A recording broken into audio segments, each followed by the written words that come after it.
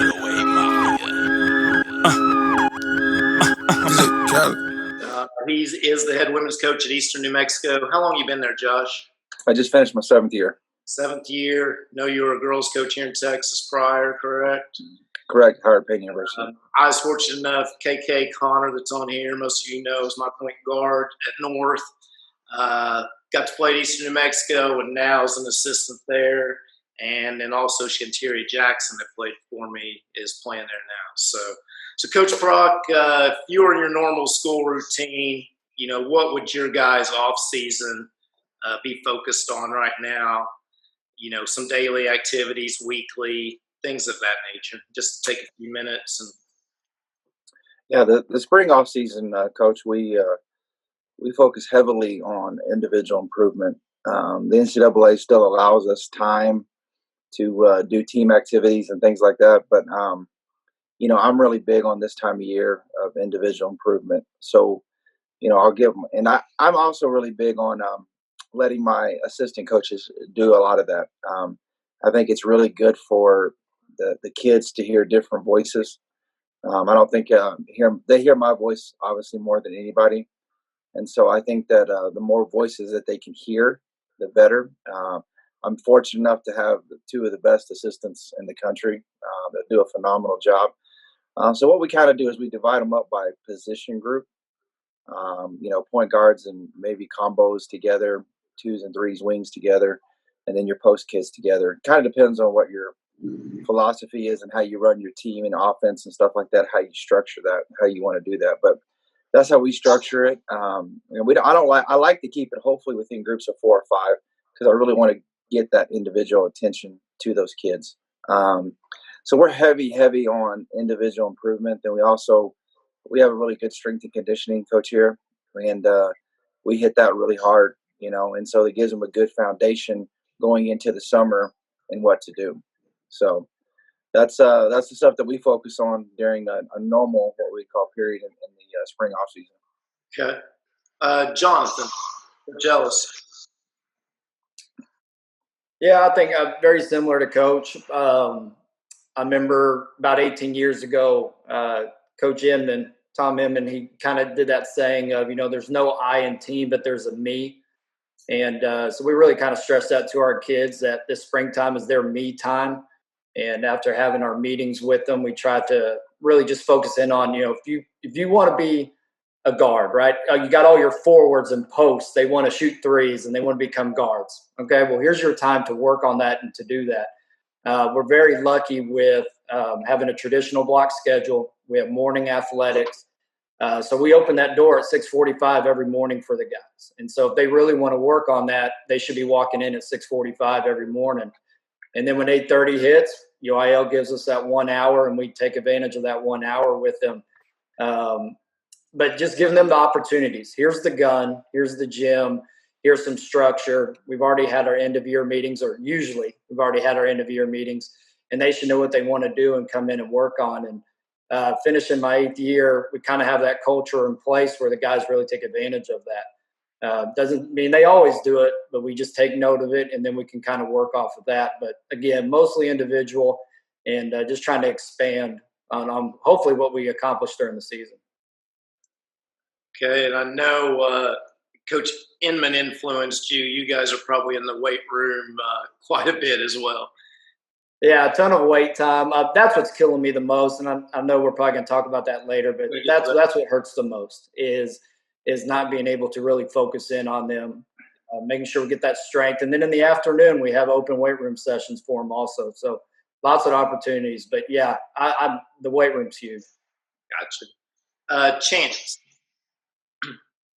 You know, this time, usually late March, what we start doing is about 3 and 2, 3 days in the gym and 2 in weights and strength conditioning. And what I like to do is we go every day about 10 minutes of shooting, 10 minutes of offensive groups, you know, guards and posts. And then the last 20 to 30, we're just playing 2-on-2 or 3-on-3. I've noticed like girls don't get up there and play, you know, near as much as boys do, you know, after school and stuff. So I'll divide them into teams, and I usually put about 2 minutes on the clock, and they play, you know, by 2s and 3s to 8. And, you know, we're just constantly playing 2-on-2, 3-on-3, and, you know, all 4, all 6 goals. And, as soon as the timer goes off, we're I've got it, already, the rotation, who you're going to be playing next. And at the end, well, the winning team obviously has, doesn't have conditioning, the other ones do. So we do a lot of 2-on-2 and 3-on-3, just trying to, teach them how to kind of play with space and, kind of get them used to it. And I'll divide it, might not just be varsity. I'll be the best varsity player with one of the weaker JVs, but try to kind of make the teams even. But, that's something I've done, and they usually get a pretty good workout. Okay. All right. Matt. Well, first of all, I just want to say thank you for having me on as a private school coach here. With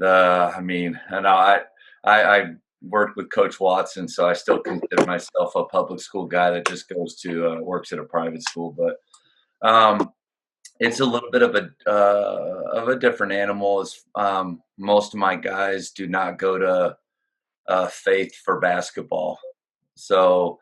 One is I got to keep it fun, and I know sometimes that gets annoying for us to think like that. But if it's boring, I'm not going to have a program. Also, I don't know about you guys, but during the winter, during our season, I'm always a little annoyed when select or AAU coaches are working out guys or calling guys or kind of doing things during our time. But then I kind of came to a realization about 2 years ago that that's what I'm doing during the spring and summer, is I'm making my guys do things on their time. And so I think players have 2 seasons now.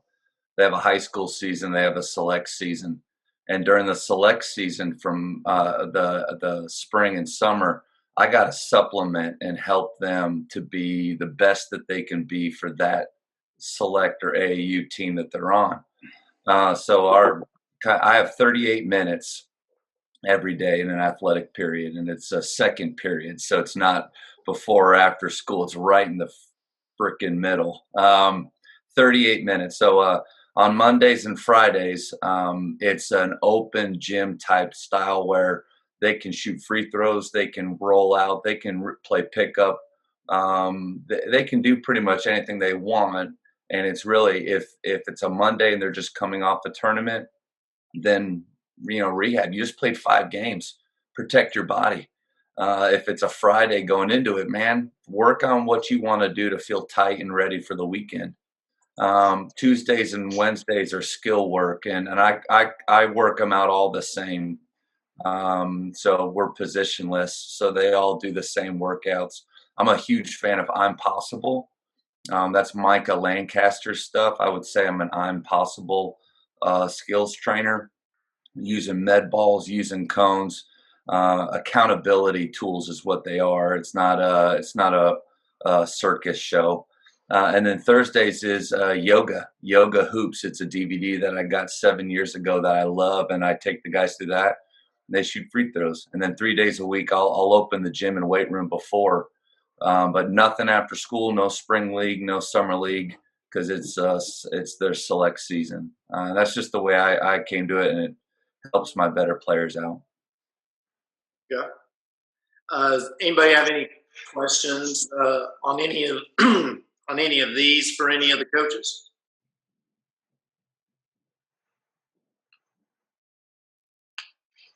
So Matt mentioned the summer season and things. Would it be beneficial to have 4 skill trainers on here ever as coaches? High school coaches? Yes, no, maybe. Thumbs down. I always thought it was a crazy dance, I guess, between high school coaches and your skill trainers. As Matt said, they're kind of, I know my last couple of years, they were starting to squeeze into my UIL season, trying to get tryouts and things going. So I just always wondered how we could bridge that gap between the two, because I do think if they are good skills trainers, they're very valuable. I know some that aren't. We did a lot of skill training the last couple of years because I went to a Gannon Baker clinic and got Gannon Baker certified. So cones and things of that nature. I personally thought it helped. All right, going on to the next one. I got your assistant. All right. Let's go, Jonathan, I'm going to ask you this first. So, many of you talked about your end of season meetings. Those might not have got to happen for some of you this year. Some of you might have got through part of them and not all of them. So, the next question: how have you been able to put closure on the 2019 season, because most of you were separated from your programs very quickly? I know you boys' programs didn't even have your state tournament. Most of that stuff usually happens after it, I think. So anyway, I was interested in that because I didn't ever think we could move forward without rehashing the past. So, John. Yeah, well, unfortunately, I had a little bit more time than normal. You know, so we were able to at least, thankfully, get all our equipment turned in and get to sit down with some of our top returning players. Got all of our senior stuff taken care of, which has been really difficult. I got a couple of kids that are being recruited right now, and I feel for them. They can't take any visits. It's all virtual, stuff like that. What we've kind of had to do is, even guys that we've already talked to, we've had to reconnect with them. We use Google Hangouts, but we have to reconnect with them to, you know, remember what we talked about before spring break, how we wanted you to work on this. Well, how's that going to look in your current circumstance where you're at? What do you got at your house? What weights do you have? What access to basketball courts, and things like that. So we had to kind of rehash and meet with some of them. Our younger players, we've had to do some small groups with them, and then we've kind of broken off individually using my assistants to just, again, ask them the same things. And actually, one of the biggest things we found doing this is, you know, we've had a few kids, maybe mom or dad has lost their job. Maybe their situation at home's a little bit different. So it's been real kind of eye-opening with that. But yeah, we definitely didn't have the normal closure. So I strongly suggest you reach out back to your kids, even the ones that you've already talked to, and just find out. Just ask basketball questions, but you might find out a few other things that you maybe need to do to help them. But find out what they got, and then you have to redevelop those plans that you set before. Chance. You know, that is, the closure is a kind of a big deal that, you know, this year I think a lot of us missed out on. You know, I honestly, I haven't talked. I mean, I've communicated with the kids, my seniors that graduated, and the returners some. But, you know, that's something with school officially being, you know, closed for the rest of the year. I think that what we'll probably do is my coaching staff, we'll set up Zoom meetings with the returners and just kind of talk with them individually. And we've been doing a lot of stuff with the returning players, our sub-varsity, and then even our incoming ninth graders and eighth graders right now. We have a Google Classroom set up. We're doing activities 2 or 3 times a week, you know, where, you know, they have quotes to interpret, and then also just asking them, you know, personal questions, you know, how's everything going in your life? You know, what is your greatest basketball achievement? Kind of communicating with them, you know, as a group in Google Classroom. But that's something that for players, you know, I do think is important.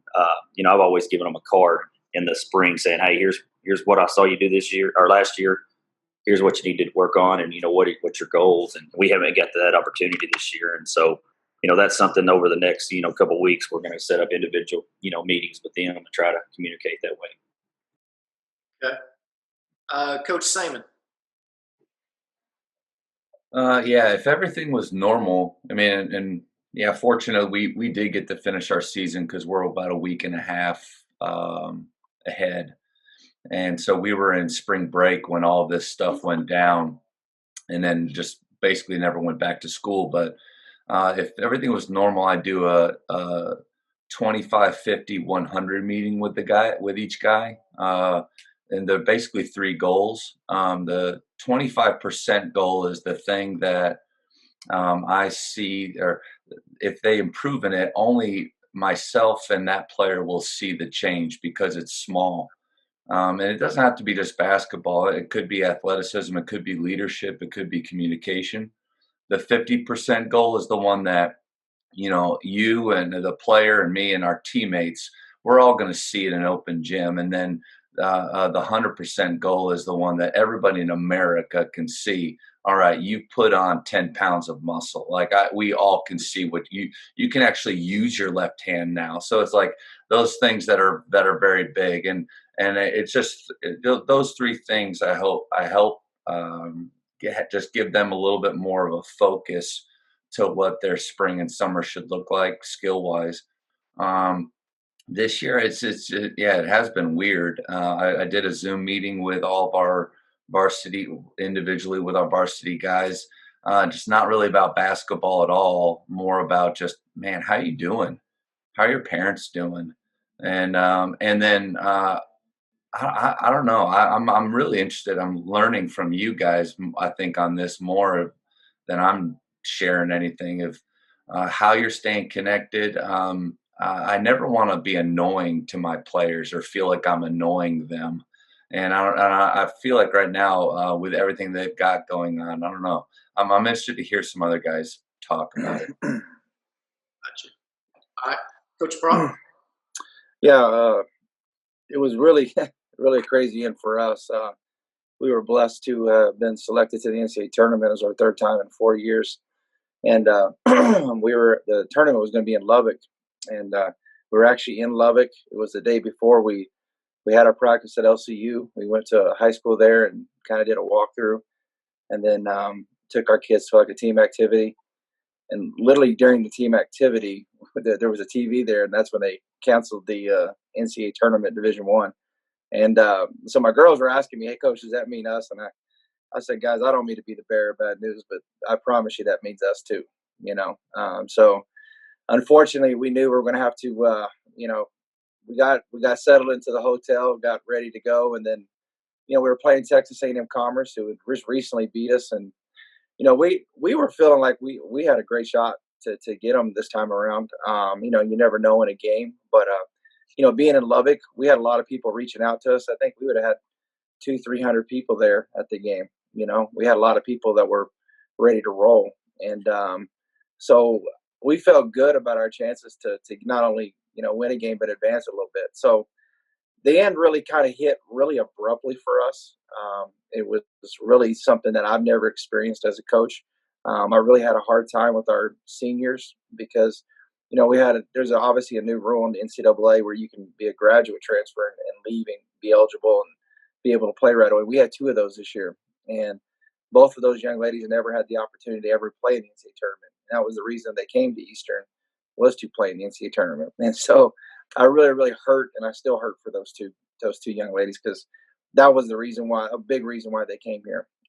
They're both adjusting well, but we as soon as the season was over, we kind of everybody just took a 2-week breath, just to figure like what in the world's going on here. What do we got to do? Our school completely shut down. They kind of did that in phases. We were off for a couple of weeks, extended spring break, and then of course we all knew it was coming. The administration then eventually moved everything to online. So some of our girls have online classes, but most of our kids did in class. So them having to adjust to the online classes, we stayed in constant contact with them about that and constant communication about making sure that they're, getting up on where there's their portal, Blackboard and stuff like that to make sure that, they're staying up with that. And then we still went forward with our end of the year meetings. And what we did is we just kind of did FaceTime meetings with our girls. All my coaches were involved in it. And at the end of the year meeting, one, obviously just, especially right now, just checking on them, tell them, how are you doing? 2, what were your thoughts on the season? I'm really big. I want to know, what my kids' opinions were of the season. What did I do wrong? Where do I need to improve? I really believe in the off season, like this time of year and going into the summertime. This is coach's time. It's one of those things that I've learned through the years that, I know we're going to talk about this a little bit later, Michael, so I won't go into it much here, but this is the time we can use to improve ourselves, and really improve on what we can do to help our teams. And the one way I do that is I ask my girls, what do you want to see me be? How do you want to see me as a coach be different next year? What are the things that you want to see me do differently?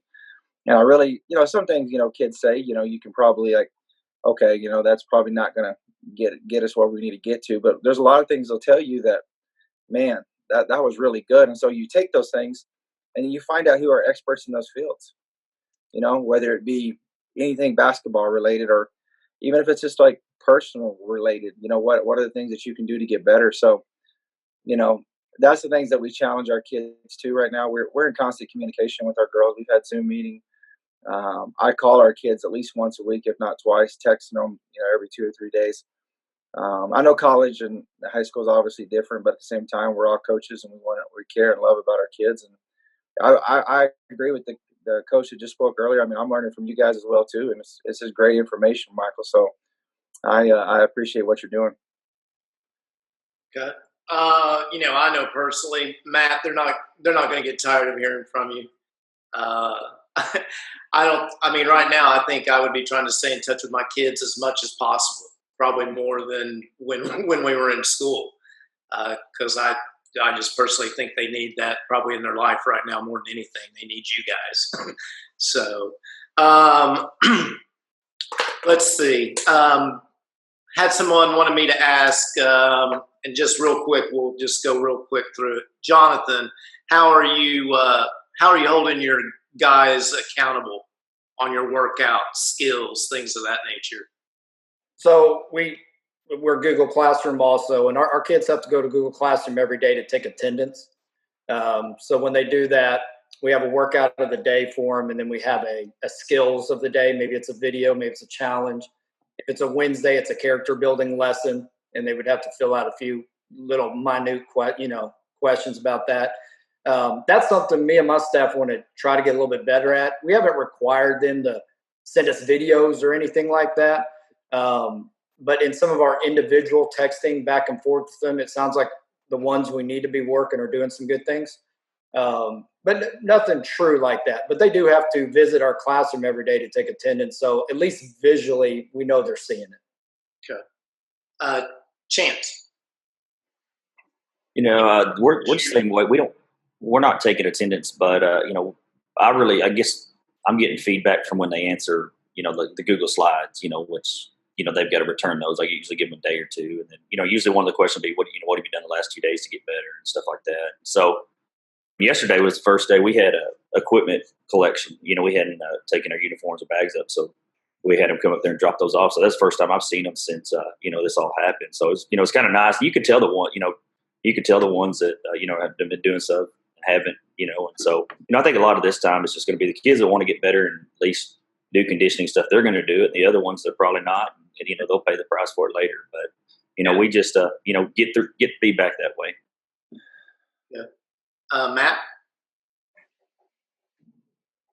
Yeah, I agree with what Coach just said. I think more than ever before, we're going to see a really big divide from those that really love the game and want to get better to those that don't care at all. We're going to really, because if they're working out with us every day during the spring, we can force those that don't care to do stuff.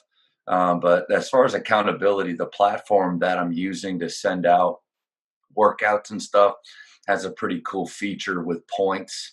So for every activity or drill that they do, they get points. And then there's also drills that are competitions, and that so there's a leaderboard. And so my accountability with them is really them seeing what the other guys are doing, and hopefully that kind of scratches that old crap. I have to do something if other guys are doing something. Peer pressure. You what? Just reverting back to the old peer pressure. Yeah, but in a good way. And then I post top 10s from those leaderboards on our social medias 3 times a week, and the kids get to see their names, parents see their names, and but the guys that are working, like Coach said, they're getting stuff done. And yeah. What platform are you using, Matt? Yeah, I didn't want to. I don't know because I think when you wanted to get into that too. I'm not paid by Max One, so I don't want you to think that, guys, I'm trying to get subscriptions. I'm not endorsed by or I'm not an employee, but the Max One app, it used to be called Programax, and then over the years they've changed. But Max One has really become. I've been able to put about 100 videos or so on there, some using my players, some from YouTube and things. But it's really cool where you can create your own workout, name it whatever you want. It can be as short or as long as you want. And then you assign it and you send it out to them. They have their own app and they can watch videos and you can assign a point total. So like if I want them to do around the world, head, waist, and legs, that's worth 5 points when they get it done. And I can type a description and everything. And so at the end of the workout, their points will go to their all-time points board, and you get to see who's done the most. But then there's some drills, if it's a shooting game, well, then I can click on a little button that makes it go to the leaderboard. And so if for green, yellow, red shooting, they got 75, that might be the highest score in the leaderboard for that category. So that's been a really cool thing. I send out 3 workouts a week, and I don't know, I'm getting pretty good, I think, results from it. I wish more would do so. Okay. To me, it sounds like basically right now is the time when you have to have a great culture in your program. If you haven't spent time building culture and the way to do things and have kids that will just want to get better from that, then you're probably going to be in a little bit of trouble. So moving on to the next one. And we talked about some of this, so some of you can just go into a little greater depth. I'm going to start with Matt on this one. So how are you adjusting your off-season routine, to meet these new digital and virtual? Matt, I know you just told us a little bit about this app. Is there any other things you've adjusted to as far as, and then what are your results? I mean, are you having luck with using your virtual tools? Yeah, I would say about 75% of the guys are doing it and posting stuff. When I ask the others, I don't know if I believe them when they say, well, I'm doing it, I'm just not post. No, if you're going to do it, you're going to post your results or you're going to write in stuff. But, with the weight room and things like, I talked to a buddy of mine that won a state championship a few years ago, and I felt like his guys were just big, like they just looked strong. And I said, man, what are you doing in your weight room? I got to figure it out. I was like, I don't lift them. I was like, what do you mean you don't lift them? He said, no, they have personal trainers for that. I was like, oh man, I'm here racking my brain of how to get the best workouts possible for my guys. And so, but we did PC performance course this fall, which was really good. First time we'd ever done it at our school, but they gave me workouts to send. So I just put that on Team App for the guys to do. No clue if they're doing it or not. But in my talks with them about the 25, 50, 100 talks, if athleticism is a big piece of that, then they should be lifting and working out. But there's a lot of other little things that we do throughout the years I think help with it. But it's really just the online stuff. And then I like to post and celebrate anything the guys are doing. So I did have them send me. We had a competition, the push out combo the other day, and I had them send me a 5-second video of them doing it, put together music to it, and made like a Rocky montage and put that out there real quick. But just anything we can do right now, because I don't know about you, I'm kind of bored. And so like I've got time to do stuff on social media and like never before. Yeah. And that's the way they communicate anyway. So you might be reaching them better that way than in the past. Coach Prock. Yeah, Michael, I think you hit a key point earlier, what you said about, culture. I think that, at this point with what we're having to do, I think your culture is going to be what's going to carry you through, this time, because unfortunately for us, the NCAA does not allow us to we can't monitor our kids. We can give them stuff, and we've given them the workouts to do, and they've got our weight coach has developed an app where they can go on there and get the workouts and do all those kind of things. So they've got all the access to everything. We just, by NCAA rule, we can't monitor that. But the one thing that I can tell you, it's hard right now, obviously, to get in a gym. I mean, I think everybody's in that boat in a sense to where, unless you have somebody, unless your dad has a barn out back or something like that has a goal, you got a good goal in the front yard, it's hard to to get in a gym. But I do know, and I do trust our kids when they tell us that, yeah, coach, we're getting our runs in, we're doing this, we're doing that. Because like I know some of you guys mentioned earlier, I think my first 2, maybe even 3 years, here at the program, I would have probably questioned that a little bit and wondered. But finishing up my 7th year and knowing where our culture is now, I mean, I really think our kids are really doing that, because the big challenge that we gave our kids is like, everybody's in the same boat. Where NCAA, good thing about it is the rules the same for everybody. It's not like this team gets to do this and we get to do this. So I said, girls, right now is the time where we're gonna separate with other teams. Where a lot of kids may be saying to their coaches, they are working out, they are running, they're doing their sprints, they're doing the stuff they're supposed to do, and we could actually be doing it, and making sure we're doing that. And this is a time of year where we can separate that. So when we actually can get back access to a gym and things of that nature, conditioning and stuff like that will already be in place. The basketball stuff will come back, and so that's been our big challenge. And so unfortunately, we can't monitor it as well as we'd like to. Whether some people are doing that or not, I don't know. But we're not going to be doing that. And so at the end of the day, we trust. We have a lot of faith in our kids that they are taking care of what they need to take care of. So, Coach, did the NCAA put out separate guidelines after this happened as to what you guys could do as NCAA coaches? It's a great question. One thing, we've always, throughout the years, we've always get a little frustrated with the NCAA and their lack of communication and interpretation of what they're doing. Even more so than any part of the government, I think the NCAA has done an outstanding job of letting us know what we can and can't do, bending and say, not said bending the rules, but updating the rules in a sense to help these kids. Yeah, they put a kibosh, or whatever you want to call it, on all recruiting until May 31st, and we can't go on. We can't go off or anything like that. And to be honest with you, I'd be interested to see how much in the summer we're allowed to do. So they have been very clear on stuff. I mean, if people are confused, they're just not reading what they're saying.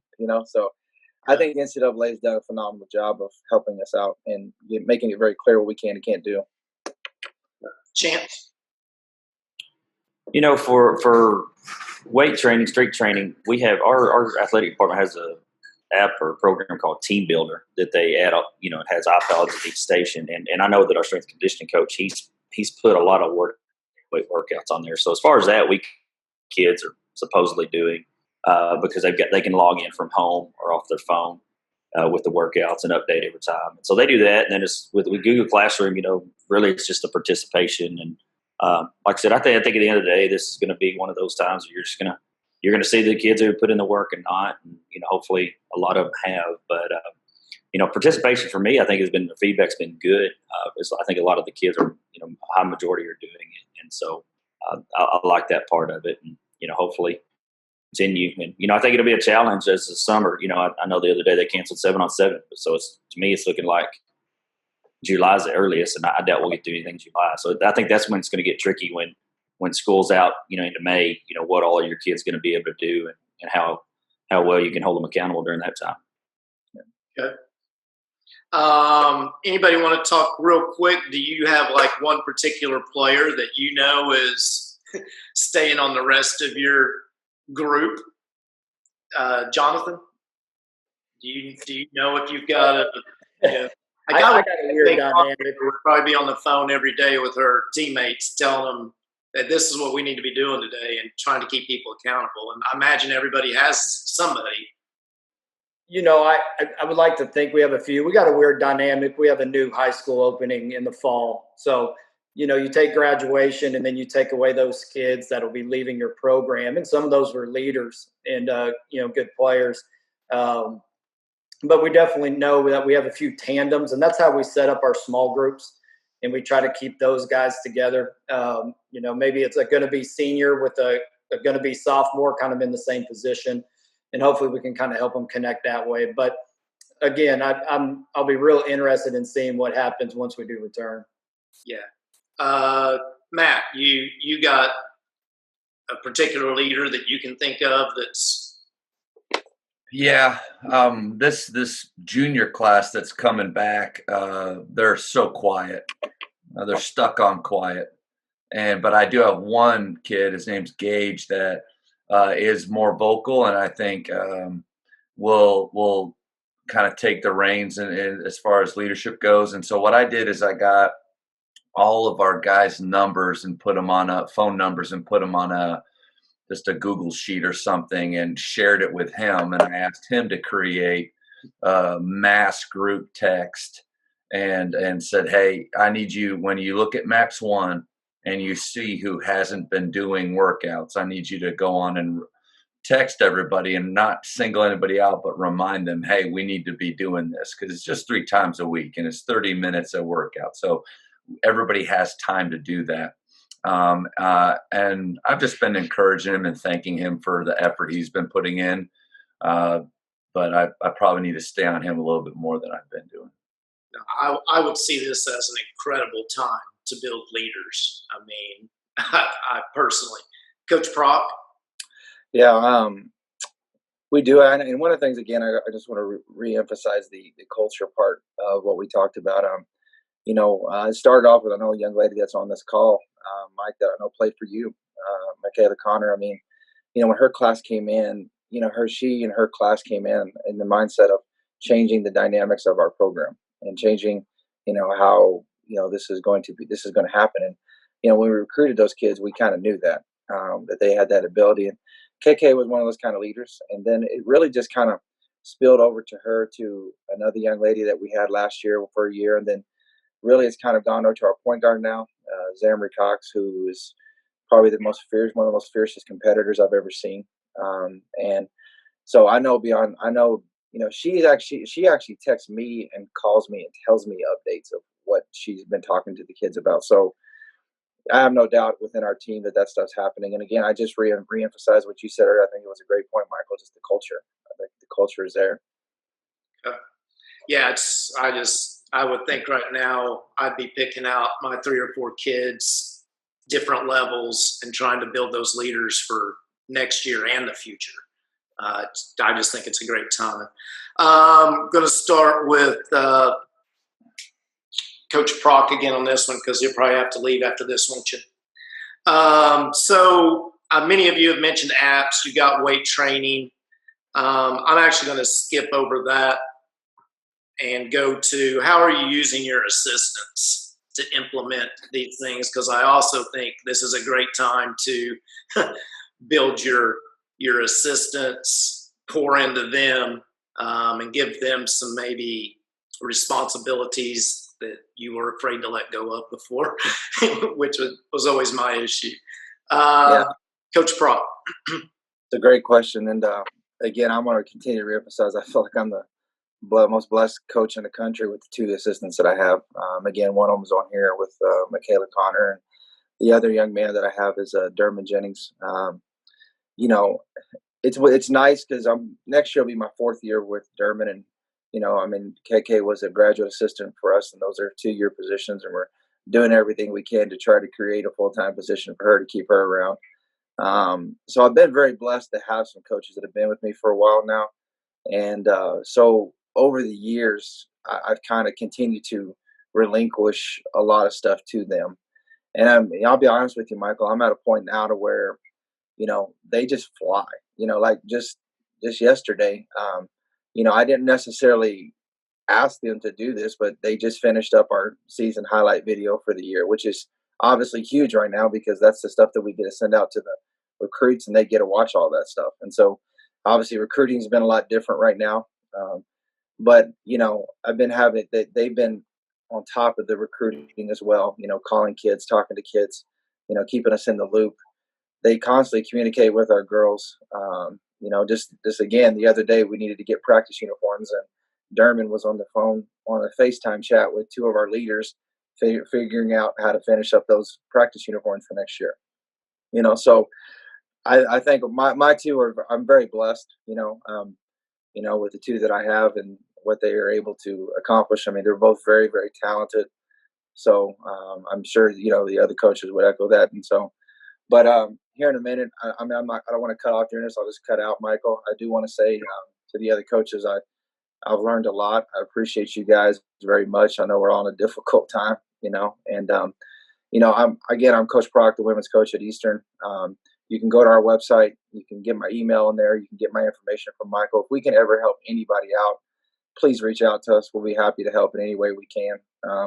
And Michael's been a longtime friend of mine. I appreciate what he's doing with this kind of stuff. So all the best to you guys, and I appreciate it very much, Michael. Appreciate it, Coach.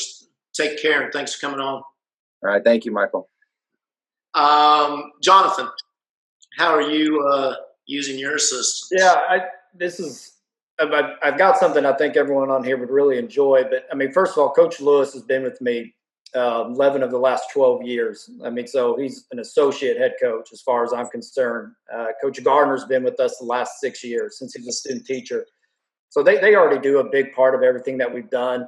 And but one of the things that our boys and girls program has been doing, and I highly recommend y'all do this, is so once a week we have a basketball PLC.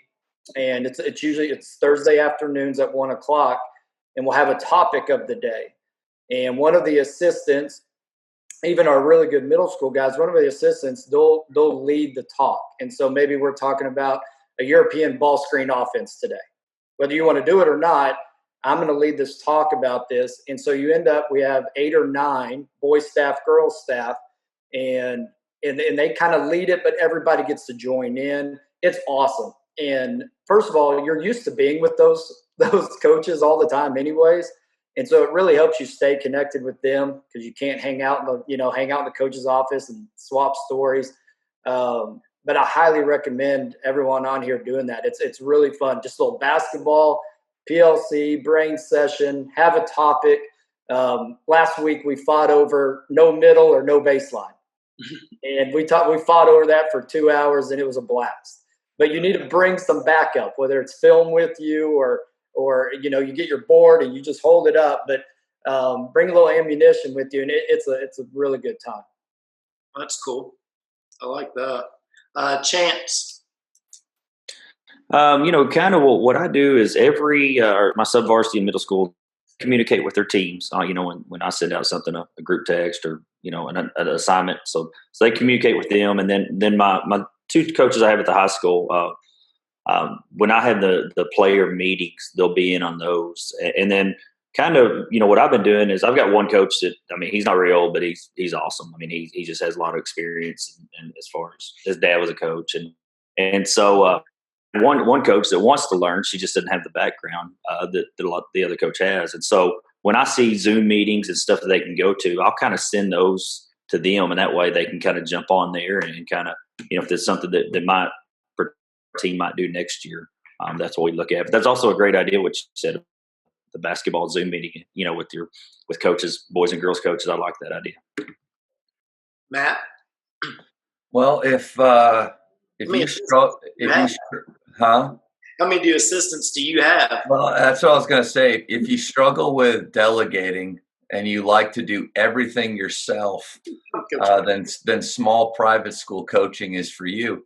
Because all my guys are part-time. They're stipend. I'm the only full-time guy. So I only see them at practice, and that's from October through the end of the season. So they're all out, like everybody else, trying to figure out this new normal. And I really, I kind of like it, though. So it works with my personality. I love the idea of the basketball PLC. Only problem is right now that would be like right in the middle of their work day, and I don't want to pull them out of that. Or I don't know, I probably could figure out something and figure out a way to pour into them more, and vice versa. But I just I kind of let them go when it's. I mean, I'll text them and check in and stuff. But yeah, just thankful for their help, and but I don't have much to add, and I apologize for that. That's no problem. So we talked a little bit about culture, how important it is during this time. So I wanted to ask, is there anything unique you're doing during this time to help build your culture? Jonathan? Well, I mean, first of all, and I probably should have said this at the beginning of this, when we jumped into this e-learning world, about 7-8 days into it, I found myself sitting in front of a computer in my office all the time, or on the couch with my laptop. And I'm not built that way. And I don't think a lot of y'all are either. There's a reason why we chose coaching. We like to be up and moving around. So I kind of changed my norm at the house. And I needed to recharge my batteries still. I wasn't full. I wasn't ready to go. And spending a lot of time with my daughter, spending a lot of time with my son. And I try to do, I've done some goofy, funny videos that have unfortunately got out on Twitter. I've been just trying to do different little things to connect to the kids that way. They think it's fun. The Bulls documentary, take advantage of that. These kids don't know the greatness of Michael Jordan and Scottie Pippen. And so I talked with some kids the other day about that, which has led to watching the Bad Boys documentary. And so they could see what the NBA used to be like and how hard Dennis Rodman played and things like that. Again, this is my 8th year. I feel like our culture is pretty strong, but since we are dividing for the first time in our district, I'm just trying to find different ways to connect with the kids. And that way it's not always just basketball, lifting weights, boxing out, all that stuff. Yeah. Chance? I think the culture is extremely important. And this year's been kind of unique to me because going into next season, I really don't know the type of team I'm going to have. I've got 5 returning players, but one of them, is a girl that as a freshman was a all-state player. And then last is with an ACL. So, I've got some unknowns. If she comes back, we got a chance to be pretty good. And if not, we're going to have to completely change our team. And so, for me, it's, trying to look at different things that we could do with several different scenarios, and then I'm going to have, I've got, counting her, we'd have 5 returning players, but my next on varsity, I have no clue. They could be incoming freshmen, they could be JV players. And so, I think it's been kind of a challenge for me because I really have no clue. And then not getting the spring to work and see what kids can do has hurt. Last year was nice having the 2 hours a week. And, I'm kind of curious to see, anytime this summer, if I know there's been talk with the UIL possibly giving coaches we come back in July. And, maybe that's a question at the end of this, kind of seeing what other coaches have heard. I think canceling 7-on-7 was big, because I think that's going to knock out a lot of stuff in June. So I don't know, it's just been a kind of a unique time. And, but I think as a coach, the main thing you do is once you have returning, you can kind of rely on them and get their feedback and their goals and see what roles they might could take next year. Okay. Matt? I think one of the other coaches said it. I've been able to use this time to get to know my guys a lot better because I talked about we get 38 minutes a day and I don't miss a second of instruction, or time. And so getting to know them and their stories or what they like to do, what video games they like to play, all that stuff. This has given me an opportunity to get to know that information even more. So yeah, I really like that. But what was the original question? Because I just drew a blank. How you're using this unique time to, build your culture further? Because I'm like you, Matt. I had my practice was at 2:00 we're doing this, at 2:06 we're doing this, at 2:13 we're doing this, and KK will probably attest. I could have spent more time getting to know the kids on a personal level, maybe a little bit better. I love the idea of bringing the Last Dance into that. That's a really good one, and ask because they get to see really how great Michael Jordan is and why he's the GOAT, and these other guys aren't. But then I think so. Our culture is shaped, and if anybody's familiar with PGC, that's what we use. And so spirit, communication, hustle, approach, precision, and enhance. The approach piece right now is what I'm really challenging my guys on because they get to really control their day more than ever before. So what's your approach to when you wake up every day? Are you going to sleep in till noon and stay up till 2 a.m? Do you actually have your workouts planned in a time? And all this can be done through a Zoom or a text or Marco Polo is something I've been using with my guys too. It's and some of you are already on it and everything, but it's just basically video text, and so they get to see me, and which is what they always wanted every day. But no, I do think it's like all you guys have said is challenging, but and I think all we can do is just be consistent with them, but also I'm just trying to always be on that fine line of consistent, but not too much, because my stepson is at Faith, and he actually has a lot of schoolwork every day, like more than I ever thought that he would have. I don't know if everybody else's feels like that. If you have kids that are at doing online school, I mean, it's like 5 to 6 hours a day. It's a ton, and so I don't want to give them too much more on their plate, you know. Hey, Mike, can I jump back on? Sure. So I was something that our district's doing right now that I think is pretty cool is they're having athletes read children's books, you know, like kindergarten, first grade type level books, and they videotape it. They put it in a Google Share Drive that our other elementaries can use. And since my wife's a first grade teacher, we had kind of already been doing that at my house. That way my wife wouldn't always have to read. But that's a good way. You send a text, you know, as a future leader of our program, would you mind reading an elementary book for me so I can share it with our elementary schools? And again, this is our district that came up with the idea. It wasn't us, but it looks really good, and it's a good way to connect with maybe some of your, you know, future leaders that you were talking about earlier. Yeah. I'm feeling that. I really appreciate that.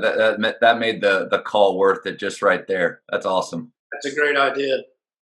Yeah, I mean, I personally would probably be requiring my kids to watch the documentary on the Bulls, having discussions about that in some type of Zoom meeting. The thing that stood out to me about the Jordan thing was every single shot they show him shooting is from the elbows, the middle, or the blocks.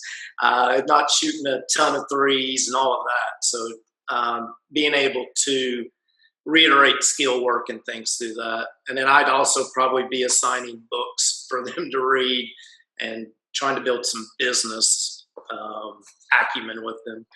Last thing. So this will deal with you guys. We'll start with Matt. So what are some areas that you personally are focused on during this time to make yourself a better coach next year? I know that's something we all focus on in the off season. Are you reading something, watching stuff? So Matt, I'll let you take off on that one.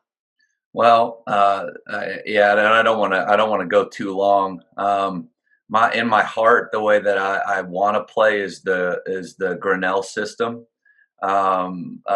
It's what me and Coach Watson I started it with him, but then the Grinnell system, playing fast, and it's just called the system. I love it. It terrifies me, and I tried it one year and almost got fired. But every spring and summer, I read more about it, and I do more. I try to adapt a little bit more. So that's one thing I'm doing right now, is watching some videos on it that some people have done. But another thing is I want to be more organized, and I have so much time now. So one thing I've started is taking a quarter a day. So I started with our very last game of the season, and I take a quarter of a day on huddle, and I break down every possession. And not when I say break down, I put them into categories, because what I would love to do next year is to be able to expedite the learning, to make my players see what I see, or what I want them to see, quicker.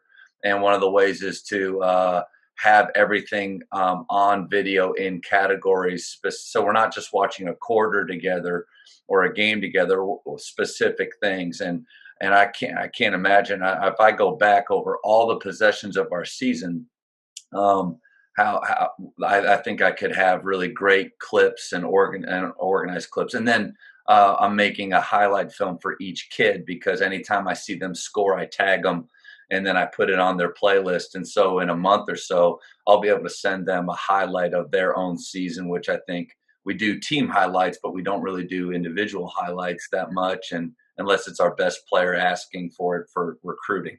And so I think that'll be good, and just try to add value to and show them and their families that we're still working for them and still trying to do some things. So, and then trying to read good books, but I need to be more disciplined. Chance?